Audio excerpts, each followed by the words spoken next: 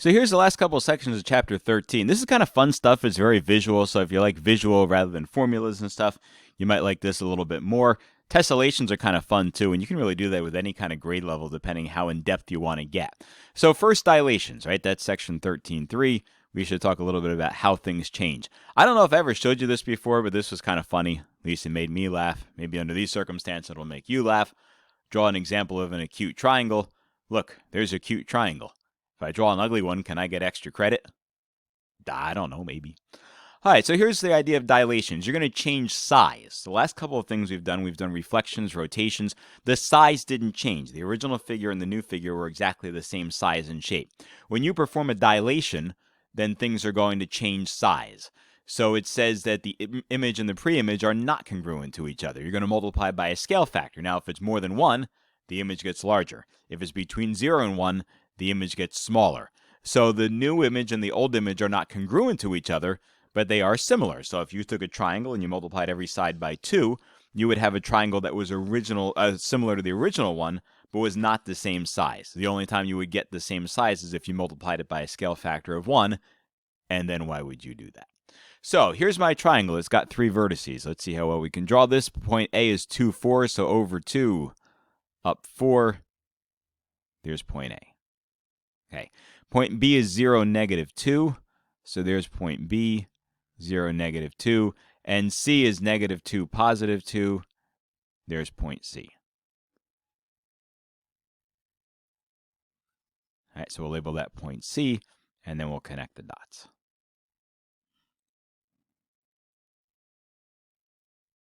All right, so there's 1, 2, 3. Okay, so now it says find A prime, B prime, C prime, which is ABC under a scale factor of 2. So if I multiply everything by 2, let's say I took point A and I want to find A prime, I would multiply the 2, 4 by 2. So 2 times 2 is 4. 4 times 2 is 8. So now my new point is going to be much further away, right? 1, 2, 3, 4, and then up 8. So it's going to land over here, right? Much bigger than the original one. So there is my A prime.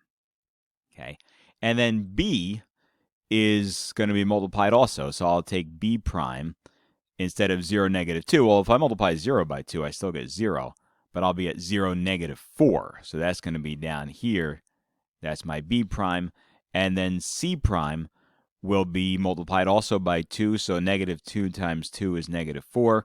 Positive 2 times 2 is positive 4. So 1, 2, 3, 4. There we go. All right, so there's C prime. So obviously this thing is much bigger. So now let's connect the dots as best we can. There's the 1, 2,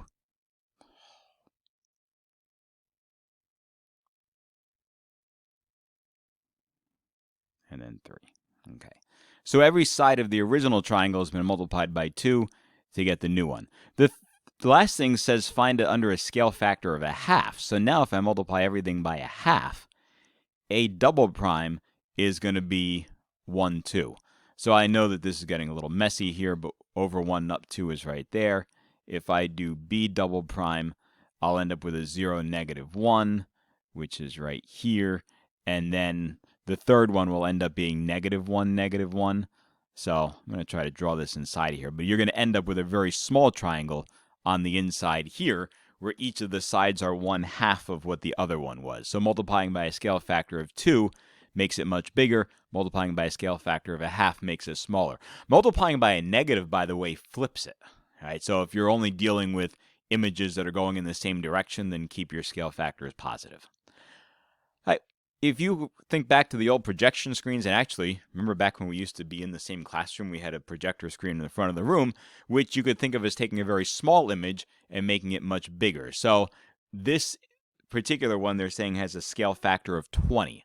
So that means that the little slide that was in that machine is 1/20th of the picture that you see up on the big screen. They are similar to each other, right? That image of the child looks the same in the little slide as it does on the big screen, but it's obviously much bigger so that you can see it from the back of the room. The same thing happens with, basic other projections. Whatever is on that screen, then is much bigger when it gets to the screen in front of the room.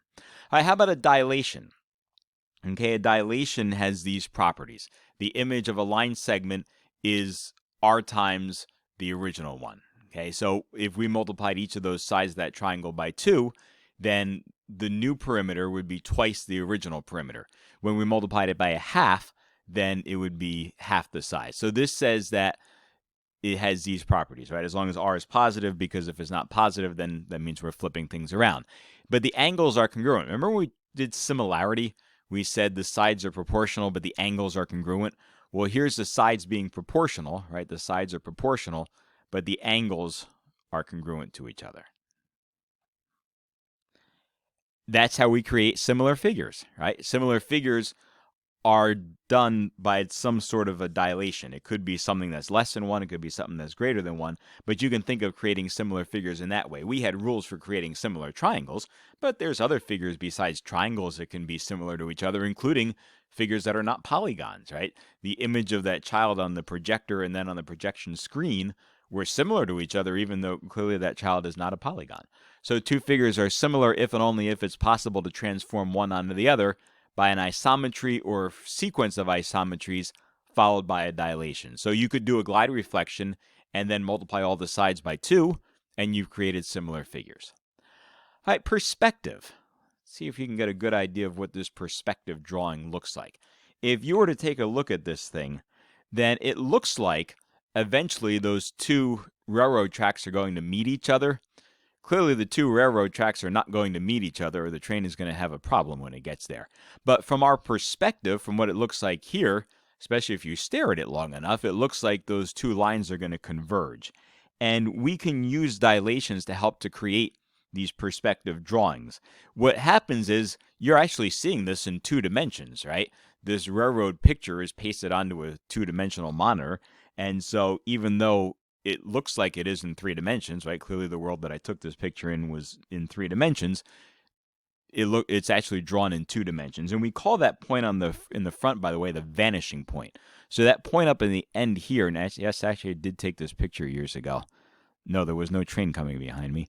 That picture up there is what we call the vanishing point. So that's the point that it looks like those 2 railroad tracks are going to converge and meet each other. All right, here's another example of a vanishing point. This is what I had just mentioned. Here is a 3-dimensional drawing, and the vanishing point is all the way up at the top there. That's point O. So you can see that it looks like, in order to add some perspective to this, we've created a 3-dimensional looking object on a 2-dimensional plane, and that point all the way at the end is our vanishing point. All right, let's take a look at tessellations. These are kind of fun. So the next project's going to be about, so we should talk about tessellations. Basic definition right up at the top there. The covering of a plane with non-overlapping congruent regions and no holes. The region whose shape is being repeated over and over is called the fundamental region. So if you went out and looked around your house, I'll bet you find tessellations. It could be the wallpaper in a kitchen. If you have tiles on a floor that are all the same size and shape, maybe tiles in a bathroom. I don't know, mine are boring. They're all squares, but a bunch of squares that just fill up the whole space. There's no holes. There's no overlaps. There's no gaps in there. That's a tessellation. It's a repeating of the same pattern over and over and over. If you look at the bricks in a wall, right, they are the same pattern that's repeated over and over and over, same size, same shape. You will find tessellations in the strangest of places, right? I ride the train sometimes back and forth. I bet you can find tessellations there, right? Here is a very old New Jersey Transit train, but look at this tessellation. It's this little piece in here. If I can draw it, it looks like a teardrop. That's the fundamental region. Is this thing that comes around here and there, and this fundamental region is then just repeated over and over and over and over until I've covered the whole fabric of this train. This is the seat that was in front of me. It's a tessellation, right? No holes, no overlaps. So tessellations don't have to be polygons. They could be anything. So here's a tessellation. Here's my fundamental region, right? My fundamental region is this triangle ABC. It's that green triangle. Now take that green triangle and do a reflection across or a rotation around here, and you end up with that angle 3 that was at the top coming down the bottom. So you can reflect and rotate these fundamental regions in order to create bigger fundamental regions that now can be tessellated over and over. So I've taken these two triangles and I've copied them until I now have a rectangular look. And now I copy that over and over and over and over. So where they meet at the middle here, all of these angles have to add up to 360 degrees, otherwise I got a gap. Or I have an overlap. But here, those angles add up to exactly 360 degrees, so I'm okay. All right, here's another more interesting tessellation. Notice that we took this triangle here and rotated it around until the angle that was up top here came down the bottom here. And then this quadrilateral then reflected over and over until I had another one here and another one there. And so this original one now tessellated into a much more interesting pattern. And you notice again, no holes, no overlaps. The other thing that's interesting is if you look at the way that the angles are labeled over here, right? These 6 angles here actually are 2 angle 1s, 2 angle 2s, and 2 angle 3s. Well, if 1 plus 2 plus 3 adds up to 180, right? Remember, a triangle has its angle measures add up to 180. Then adding 2 of each of those angles will add up to 360. And it turns out that's exactly what we need in order to make a tessellation. The angles where they meet up in the middle have to add up to 360. All right, here's another one. All right, take my triangle, reflect it across YZ, and now take that and flip it around until I've got one piece that's pointing upward and another piece that's pointing downward. And now take that and keep repeating it over and over. So start with the triangle, reflect it across YZ. Now take that and rotate it around M, and then take that and keep reflecting and rotating over and over, and you have an interesting tessellation. All right, so the first thing we notice is that when we add up all those angles in the middle, they all add up to 360. So a quadrilateral already has a sum of the angle measures being 360. So every quadrilateral will tessellate. The question is, how about other regular polygons? Will their angles meet up nicely, or will they not? So let's start with a regular pentagon. If you forget how to do this, regular figures, the sum of the angle measures in any polygon is n minus 2 times 180, and then divide it by the number of sides, and that will give you the angle in a regular, I'm going to call them just n-gons. All right, so for a pentagon has 5 sides, so I'll do 5 minus 2 times 180. That's the sum of all the angle measures in the pentagon, and then divide it by 5, because if it's regular, all the sides are the same. So 5 minus 2 is 3. 3 times 180 is 540. All right, save myself some space. I'll do that over here.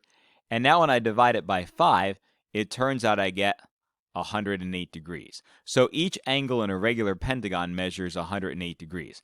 The question is that divisibly even into 360? So if I take 360 and divide it by 108, that's not a whole number.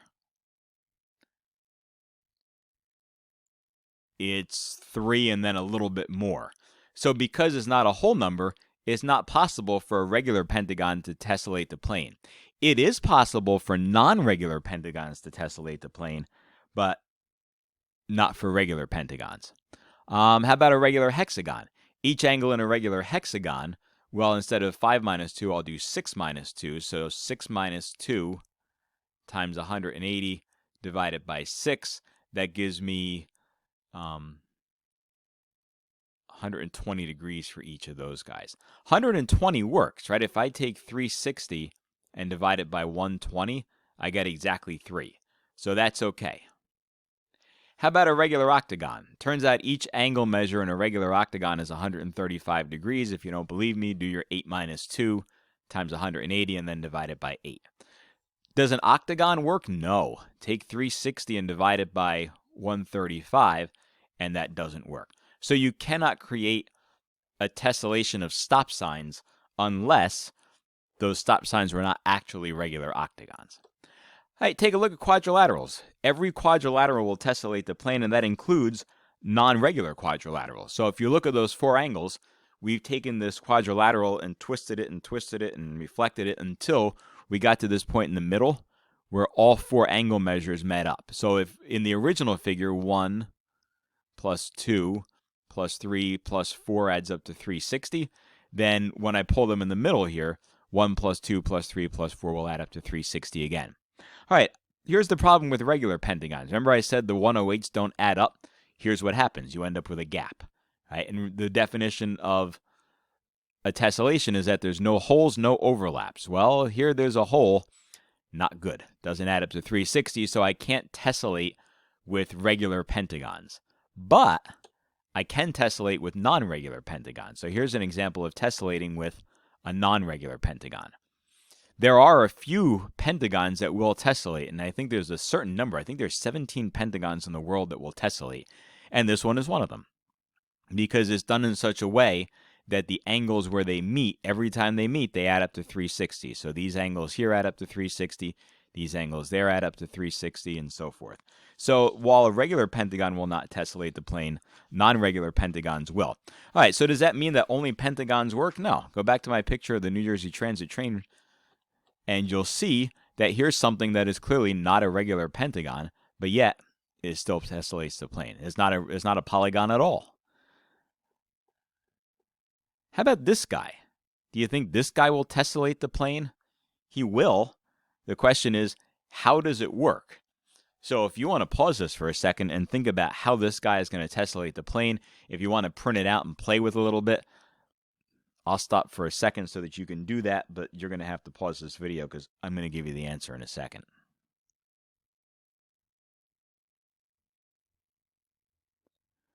All right, how does this work? Here's how it works, right? Remember, you're allowed to flip these things around, so part of the guy's head ends up in the back here, and then his feet end up all meeting up at the same spot, right? This is multiple sets of feet that meet together. So they all meet together so that the angle measures add up to 180. The back of his fin wings over here fits into his beak when you flip him sideways, and it works the other way too, right? The top of his head fits into his back. So it's not that only polygons will work. This sailor-looking penguin will work too. All right, last one. This is kind of a funky one. Call this the seahorse tessellation. And I wish you were in person because I have a whole bunch of these tessellations sitting in my office. But if you look at the way this seahorse is going, right, look for his eyes. Here's his eyes, and there's his mouth. He goes in this way, and then the four different seahorses end up meeting at a common place over here. So you'll see the different seahorses coming together. So there's one set of eyes, there's another set, there's another set, there's another set, and they all fit snugly so that every time there's a meeting, whether it's here or whether it's here, the angle measures always add up to 360, and this is a seahorse tessellation. I've seen this also without the eyes, and it's very hard to see without the eyes in there. But with the eyes in the mouth, sometimes a little bit easier to see how the various pieces fit together, and that is a tessellation. And now as you start walking around, you'll start to see these tessellations in other places that you hadn't seen them before. Kind of a neat topic, and you can go as in-depth as you want or as creative artistic as you want when you're explaining these things, but it's all geometric.